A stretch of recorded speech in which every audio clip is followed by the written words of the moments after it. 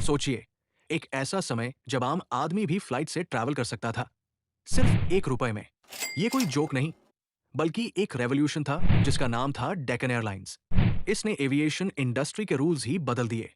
लेकिन फिर कुछ ऐसा हुआ कि जिसका सपना पूरे भारत ने देखा था, वो सपना फेलियर में बदल गया।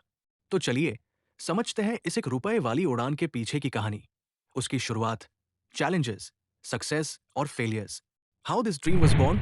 ये कहानी शुरू होती है एक विजनरी इंसान से, captain GR Gopinath.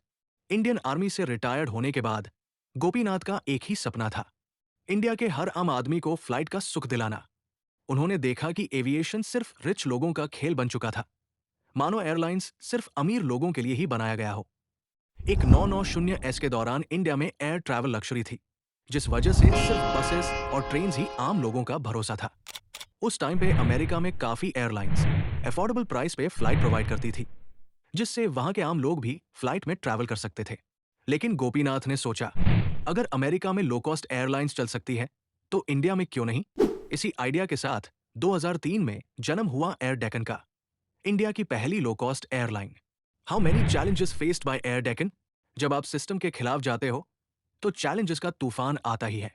Regulations, government policies, aviation licences, fuel charges, सब कुछ एक्सपेंसिव था। लैक ऑफ इंफ्रास्ट्रक्चर, छोटे शहरों में एयरपोर्ट्स रेडी नहीं थे। फंडिंग प्रॉब्लम्स, पैसे का इंतजाम करना टफ था। इन्वेस्टर्स बिलीव नहीं कर रहे थे कि ये एयरलाइंस उन्हें प्रॉफिट बना के देगी भी या नहीं। ट्रेन्ड पायलट्स और एफिशिएंट स्टाफ का शॉर्टेज था। लोग डर रहे थे कि 1 रुपए वाली फ्लाइट सेफ होगी या नहीं। लेकिन कैप्टन गोपीनाथ ने हर चैलेंज का सामना किया। How this dream becomes real after all challenges. 2003 में एयर डेक्कन ने अपनी पहली कमर्शियल फ्लाइट चला दी, बैंगलोर टू हुबली।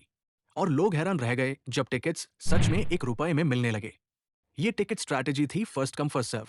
बाकी टिकट्स ग्रेजुअली प्राइस बढ़ती थी। यही वो एयरलाइंस थी जिसने इंडिया में पहली बार ऑनलाइन बुकिंग सिस्टम स्टार्ट किया था। पब्लिक ने इसमें काफी अच्छा रिस्पॉन्स दिया। एक ट्रक ड्राइवर, एक टीचर और एक स्मॉल बिजनेसमैन भी फ्लाइट में ट्रैवल कर रहा था। How it's the real challenge start after this. जब सक्सेस मिलती है, असली मुश्किलें तभी शुरू होती है। एयर डेक्कन के सामने भी कुछ नए और बड़े प्रॉब्लम्स आए। ऑपरेशनल लॉसेस, 1 रुपए के टिकट के चक्कर में पैसा नहीं बन रहा था। मेंटेनेंस कॉस्ट, प्लेन्स ज्यादा यूज होने लगे, ब्रेकडाउन्स भी बढ़ने लगे। पंक्चुअलिटी इश्यूज, फ्लाइट्स डिले होने लगे, कस्टमर फ्रस्ट्रेशन बढ़ने लगा। International crude oil prices skyrocket हो गए। लेकिन एयर डेक्कन के लिए सबसे बड़ा झटका था competition.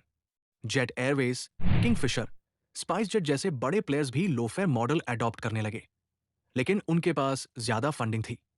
The downfall of Deccan airlines.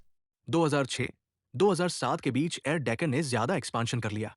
नए राउट्स, नए एयरक्राफ्ट्स, रैपिड हायरिंग, लेकिन इनकम उतनी नहीं बढ़ी। लॉसेस बढ़ते गए, उनके प्लेन्स आधे खाली जाने लगे।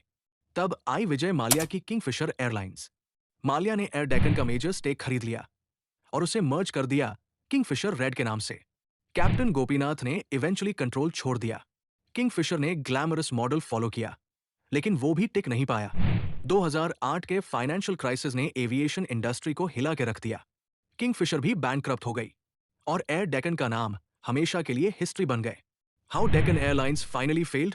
लो cash flow, high expenses, poor management, lack of investor confidence, brand confusion, aviation policies का बर्डन। आखिरकार 2008 तक डेक्कन का नाम मार्केट से गायब हो गया था। कैप्टन गोपीनाथ ने बाद में काफी ट्राई भी किया, लेकिन एयर डेक्कन जैसी सक्सेस दोबारा नहीं मिली।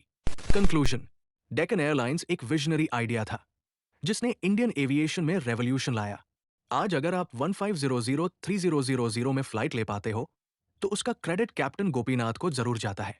एयर डेक्कन ने सिखाया, ग्रेट आइडियाज के लिए पैशन काफी है, लेकिन सस्टेनेबिलिटी के लिए प्लानिंग, फाइनेंस और एग्जीक्यूशन भी जरूरी होता है। ये कहानी सिर्फ एक एयरलाइन की नहीं, ये एक इंडियन मिडिल क्लास के ड्रीम्स, स्टार्टअप स्ट्रगल्स और कॉर्पोरेट रियलिटी की कहानी है।